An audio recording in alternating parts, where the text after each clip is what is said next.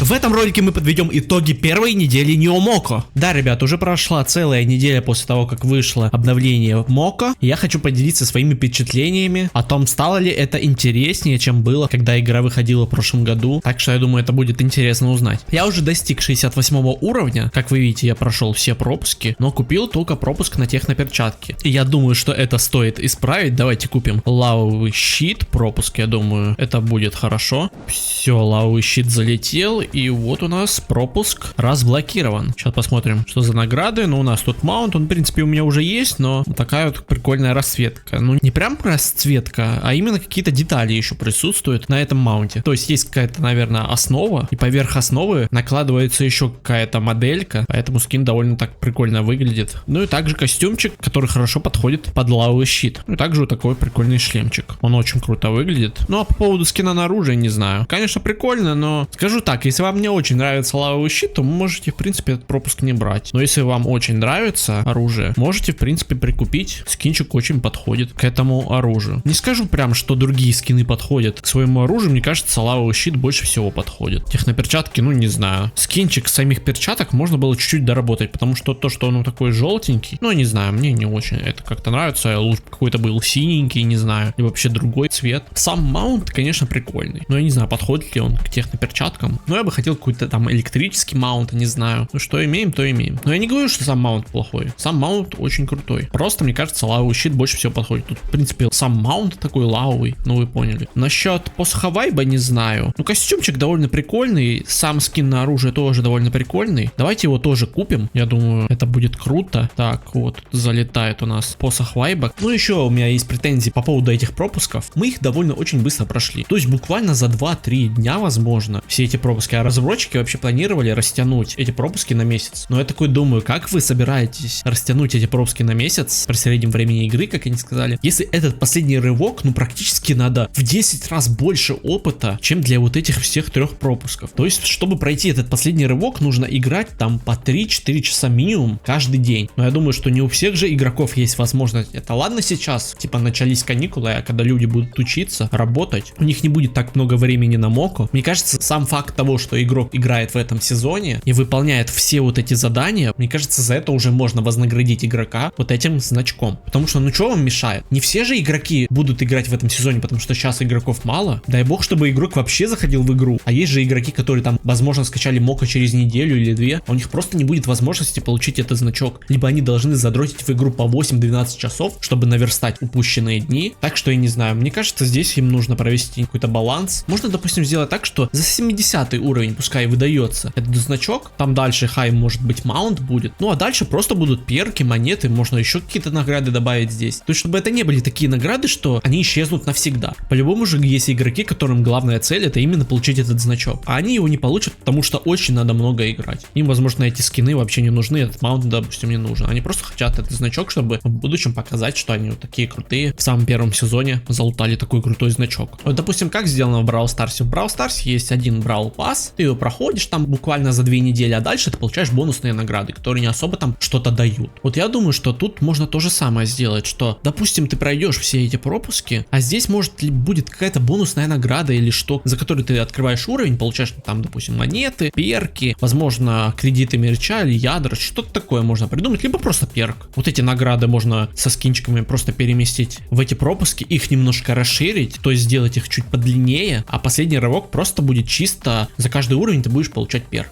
Мне кажется, это будет намного лучше. За то, что ты прошел все пропуски, ты условно получишь этот значок. И надо сделать так, чтобы пропуски проходились там условно за 2-3 недели, при том, что ты выполняешь все задания. А если, допустим, в игру заходишь редко, там просто выполнить, допустим, вот этот квест на 5 заданий или что такое, ну тогда тебе придется играть весь сезон. Я думаю, что это, в принципе, будет справедливо, а то за 2-3 дня, ну это слишком быстро. Намного приятнее, когда ты, типа, это долго проходишь, ты получаешь оружие именно в тот момент, когда тебе уже, ну, что-то немножко поднадоело, и ты такой, хопс, получаешь новое оружие, тебе сразу интересно его протестировать, поиграть. А так ты все оружие получил в первые 2-3 дня, и что-то как-то весь сезон уже не так интересно играть. Поэтому, мне кажется, разработчики здесь очень сильно накосячили. И я не говорю про то, что мы вот такие негодяи задротили или что-то. Нет, я просто выполнял задания, вот эти ежедневные, я особо так не задротил в Моко. Ну, я первый стрим провел там 3-4 часа, но в следующие дни я там играл, ну, часик, там, полтора. Я не особо так сильно задротил. Это не должно быть так, что я за 2-3 дня прохожу держу эти пропуски. Как минимум неделя-две, ну 1,5 недели за то, что я задротил. Так что я думаю, это стоит изменить. Кстати, я сейчас впервые вообще захожу в Моко. В этот день я тут вижу, что заданий стало 25, а их было вроде 21. То есть теперь мы получаем 125 тысяч опыта за экспедиции. Я не знаю, каждый день будет это или нет, но мне это изменение очень нравится, потому что это много меняет. Тогда можно пройти этот последний урок чуть побыстрее. Но я не знаю, это именно на один день так, либо это на постоянку так будет всегда. Также теперь у нас каждый день появляется новый разлом. Не знаю, плюс это или минус. У меня вопрос, будут ли они повторяться, либо каждый день реально будет практически уникальный разлом. Также здесь недавно появились новые разломы жужжащая угроза, которые я, кстати, прошел на все 5 звезд. В прошлом ролике я показал, как пройти эти разломы, так что можете, в принципе, посмотреть, если вы их не прошли. Додзи я сниму, наверное, чуть попозже, потому что, ну, еще много времени до конца сезона. Не знаю, может, через недельки 2-3 я запишу ролик. Ну, просто сейчас у меня немножко не хватает времени, так что я попозже чуть пройду и запишу видосик с прохождением. В общем, вы поняли мою претензию Моко, что нужно немножечко поработать с прогрессом пропусков. А так, в принципе, мне все нравится. У меня нет такого чувства, что я не хочу играть, просто мне хотелось бы чуть побольше целей каких-то. А то последний рывок, но очень долго проходятся уровни. Можно было бы чуть-чуть побольше добавить уровней, чуть-чуть может понизить награды, ну, чтобы было реально приятно получать уровень. А так я не знаю, давайте оденем новую одежку. Так, где у нас тут стиль? Попробуем еще, блин, этот стиль найти. Вот у нас такая масочка и вот такой костюмчик. Не, ну прикольный. Так, давайте поставим как раз этого маунта. Кстати, у меня только один маунт, странно. Я думал, у меня несколько, ну окей. Кстати, он чуть побольше или мне кажется? Ладно, фиг с ним. Ну давайте как раз и возьмем оружие, лаву, щита. Да, кстати, по поводу оружия. Я пока не буду записывать тир-лист какой-то. Скорее всего, я тир-лист запишу, когда выйдет все 3 сезона, потому что, ну, смысл делать тир-лист, если оружия пока мало, и он все равно потом обновится. Ну, я скажу то, что посох Вайба не самое крутое оружие. Не, это крутое оружие для хила. Он очень хорошо хилит, возможно, в мирах. Ну, не знаю, в разломах, мне кажется, проще хилить на перчатках, потом просто переключаться на дамаг. Спросите, какое у меня самое любимое оружие? Ну, не знаю, возможно, ядовитый лук. Он очень круто играется на картах против большого количества монстров, которые очень далеко стреляют. Плюс он наносит очень много урона за счет второй способности очищения. То есть мы с помощью первой способности ставим метку на всех монстров. То есть если вокруг этого монстра находятся другие монстры, эта метка разлетается по всем этим монстрам. И после мы используем вторую способность, которая наносит по всем урон и их оглушает. Мне очень нравится это оружие. Также мне нравится Headbanger. Оно довольно простое и очень много урона наносит вблизи. Так что тоже, в принципе, можно использовать. Техноперчатки тоже такое прикольное оружие. Электролет, не знаю. Многие говорят, что оно довольно крутое, но не особо оно так и юзабельно в разломах, мне кажется. Больше всего используют, наверное, ядовитый лук и техноперчатки. Но если у вас нету ядовитого лука, конечно, стоит взять электролет, так как эти оружия падают игрокам 50 на 50. Кому-то, возможно, еще пока не повезло и оно еще не выпало. Так что да, ну давайте возьмем лавовый щит, пойдем в каточку, попробуем этот новый мир. Мне в чате написали, что тут довольно легко фармить ядра и опыт, но я не знаю, давайте попробуем кому-то перейти. И, кстати, давайте сейчас посмотрим на локацию. Ну, вроде новая локация, я не знаю. Мне кажется, разработчики теперь используют какой-то новый инструмент. Возможно, у них есть какой-то редактор карт,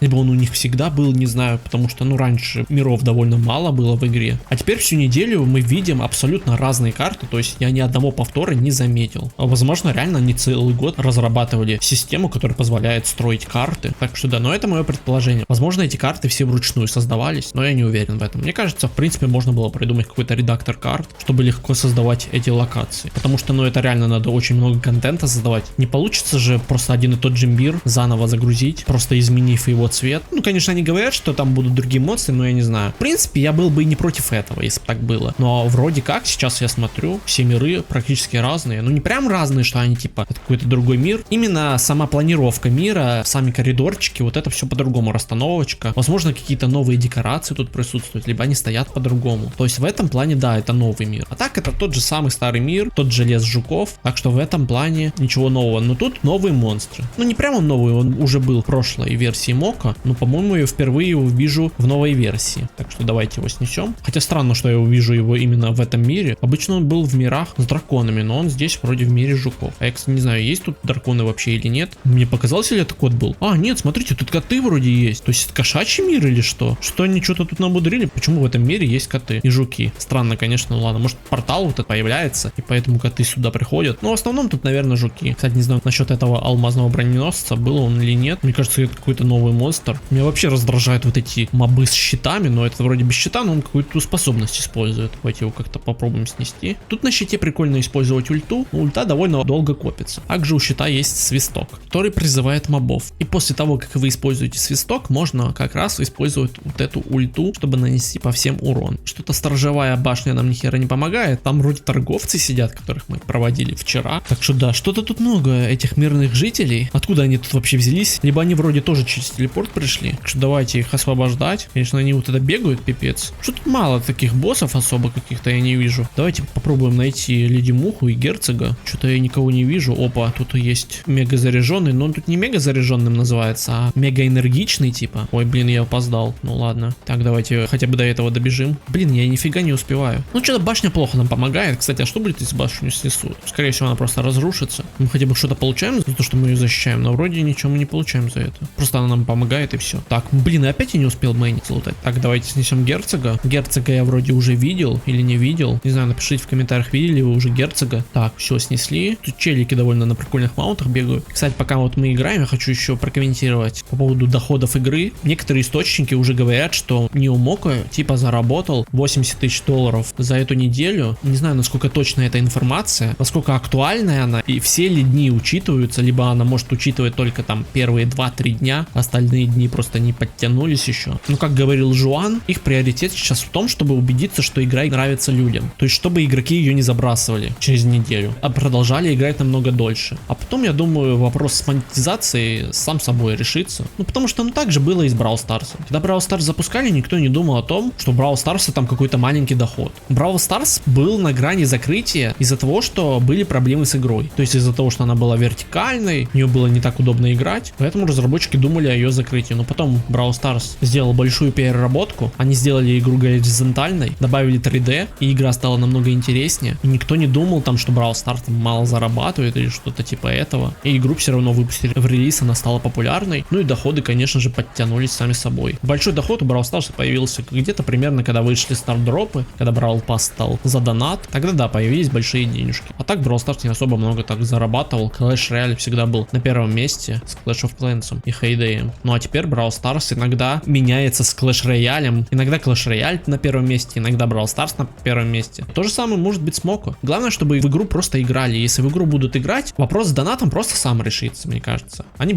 добавят больше акций всяких. Возможно, придумают что-то еще с монетизацией. Вот я бы хотел, допустим, чтобы можно было покупать слоты для создания стилей. Я понимаю, что для того, чтобы создавать много стилей, нужно хранить дополнительные данные, а на это нужно, конечно же, ресурсы. Но я думаю, что можно было хотя бы просто давать возможность покупать за монеты слоты. Это дало бы игрокам возможность добавить больше стилей, и тем самым это бы повысило доходность игры. Вот реально, если бы сейчас в игре появилась эта возможность, я бы не задумываясь купил бы еще пару стилей, потому что, ну, слотов для стилей очень не хватает, их всего 12. У меня, блин, 12 легендарных скинов есть. Ну или чуть меньше, я точно не считал. Ну, довольно много крутых скинов, и я хотел бы создать намного больше. А мне лень постоянно вот это менять, так что я не знаю. Ну и, конечно, я знаю, что разработчики хотят, чтобы игра всегда оставалась бесплатной, и прогресс нельзя было купить за донат, но я был бы не против, если бы в игре добавили возможность, допустим, покупать оружие, которые только вышли. Допустим, как в Brawl Stars в ранний доступ выходят, можно было бы провести какой-то ранний доступ с оружием. Ну а дальше уже появится вот этот пропуск, где это оружие можно получить бесплатно. Я считаю, что это не так бы навредило игре. Конечно, я понимаю, что это неприятно, но если бы реально у игры был выбор закрыться или сделать вот такую штучку, мне кажется, что лучше пускай будут ранние доступы на оружие, чем они убьют игру. Ну или не знаю, может какие-то отдельные виды оружия будут появляться. Допустим, будут выходить вот эти 3 оружия, и появится еще какой-то 4-й, который будет за донатик, возможно, в течение сезона или там пару недель. Так что я не думаю, что это минус. Ядра можно, конечно, не продавать, но в любом случае влияние на донат будет намного меньше, чем было это в прошлой системе. То есть, если бы в прошлой системе можно было что-то покупать, тогда да, это создавало бы большие проблемы, так как от уровня игрока довольно сильно зависело то, насколько сильный будет персонаж. Так что такие дела. Давайте, ребят, сейчас попробуем снести эту Леди Муху, если у нас, конечно же, получится. О, нифига себе, тут чел 71 уровня, ему что делать нифиг? Столько задротить в эту игру. Я не знаю, какой смысл тут надрачивать прям. Ну, конечно, чтобы получить вот этот значок за бонусный пропуск, но все равно, блин, довольно много времени, так что я не знаю. Либо этот чел, который злоупотребляет тем, что заходит на мега заряженных боссов через группы. Я немножко, кстати, тоже этим грешил, но мне это особо не интересно. Мне реально впадло вот это постоянно тыкать. Ты, наверное, больше времени тратишь на то, чтобы успеть зайти к мегазаряду, чем ты сам его найдешь. Так что я не знаю, это мне не особо нравится. Так, ладно, все, ребят, давайте выходим. Мы получили всего 4000 опыта с монстров. Ну, довольно много выполнить заданий. Так, ну давайте поставим лайк. И давайте чекнем, что за новая экспедиция появилась на один день. Тут вроде надо защитить Нику. Только что с Ника происходит вообще? Почему он не похож на Ника, это какой-то робот, не знаю, может реально просто клон Ника. Тут, короче, есть какие-то необычные яйца, из-за которых может выпасть случайный босс. Давайте это сейчас проверим. Либо просто опыта нет, вроде какие-то дракопесы появились, какие-то роботы, не знаю. Либо такие монстры уже существовали, не знаю, давайте еще уничтожим пару яичек. Так, и у нас тут уже появились жуки. Но тут могут даже выпасть какие-то боссы, либо мегазаряженные боссы. Так что довольно это прикольный режим. Но хотелось бы, конечно, чтобы в ежедневной экспедиции было чуть побольше заданий. Потому что, ну, реально, некоторые экспедиции были довольно интересными. Допустим, с теми же цыплятами. Там можно было довольно много опыта пофармить. Я бы хотел, чтобы побольше было бы всяких заданий. Вот тут Берсерк Хаус появился, так что давайте попробуем снести. Ну, что-то мало тут игроков на самом деле. А то, блин, мне особо никто не помогает. Так что давайте как-то попробуем справиться с этим. Давайте его снесем и попробуем как раз вот этот новый стиль на посох вайба. Я вообще, наверное, на посохе вайба не так много играл. Так, давайте снесем этого. Опа, мы получили ядро. Какое интересно. Опа, мы получили своих заряженных. Это практически одно из самых топовых. Ну, предтоп такой. А давайте, ребят, сейчас сменим одежку. Ну, крутая довольно. Особенно вот эта прическа. Скорее всего, она по умолчанию идет с этим скином. И нельзя поставить какую-то другую, но я не знаю почему. А, кстати, давайте зайдем в магазин. Тут у нас появились награды за события сообщества, так что можно залутать. И какой-то набор королевы жуков. Но я не буду его покупать, потому что какие-то глаза, блин, странные, не знаю. По выпуске я всех купил. Так, вот у нас подарок. Я вообще почти скупаю вот эти все текстовые эмодзи. Они довольно мне нравятся. Не знаю, насколько их много, но они довольно очень крутые. Ну, кстати, тут довольно прикольный такой костюмчик. Разработчики довольно сильно постарались над косметикой для бесплатных игроков. И тут такая черненькая короночка. Ну, давайте ее купим, не знаю. Пинчик же не особо такой крутой, так что я не буду его покупать. Так, ну давайте сменим одежку. И давайте поставим этого маунта. Довольно такой прикольный. И зайдем в оружие. Попробуем взять посох вайба. Вот такой вот скинчик. И давайте попробуем сейчас пройти новый разлом на 5 звезд. Если у нас, конечно, это получится. Возьму я хедбэнгер. Сейчас я попробовал сыграть с рандомами. У меня нифига не получилось. Так что не советую вам играть с рандомами. Чел, блин, взял посох вайба. Нафига он ему вообще нужен? Тут нужно играть на перчаточках, хедбэнгере. Ну, хедбэнгер хорошо избегает атаки. Ну, блин, я немножко просрал способность. Как можно умереть от одного босса без мобов? Да, ну я думаю, ребят, мы справимся.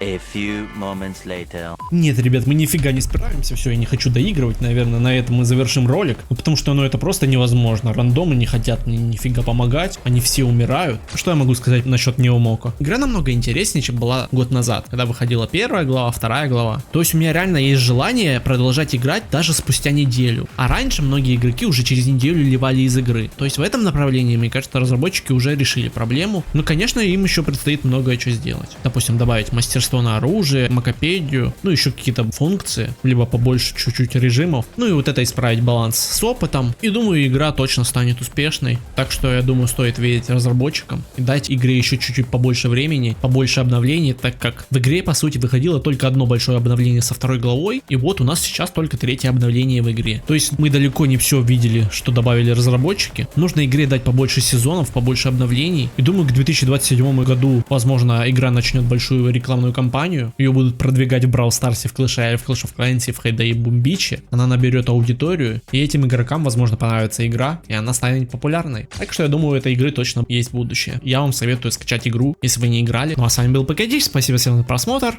всем пока!